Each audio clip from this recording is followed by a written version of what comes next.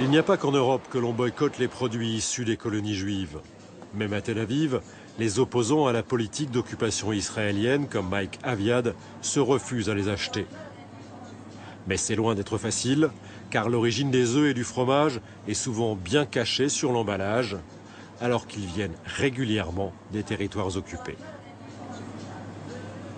Ce sont des colonies illégales bâties sur des territoires volés aux Palestiniens. Même l'État d'Israël le reconnaît. Sur ces territoires volés, les colons fabriquent des produits qu'ils vendent ici, à Tel Aviv.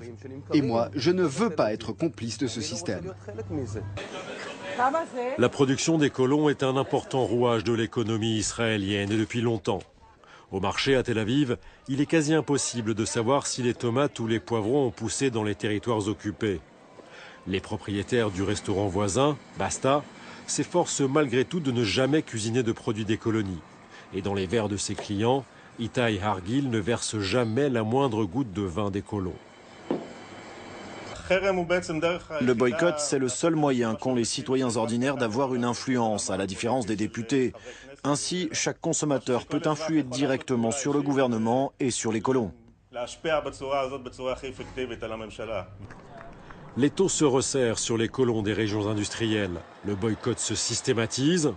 Sur son site, le militant pacifiste Naftali Raz publie des listes de centaines de produits fabriqués par les colons.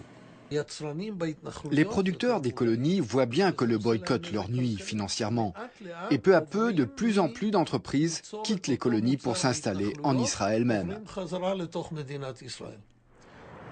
À Jérusalem, au sein du gouvernement, on voit ces militants d'un très mauvais œil. Des députés comme l'ultranationaliste David Rotem ont fait adopter une loi qui permet aux colons d'attaquer en justice toute personne qui leur porterait préjudice en boycottant leur production.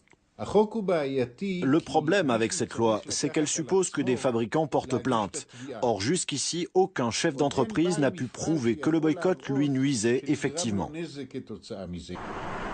En fait, aucun producteur ne veut reconnaître qu'il souffre du boycott et presque tous continuent à cacher aux consommateurs israéliens que les produits qu'ils leur vendent proviennent des colonies.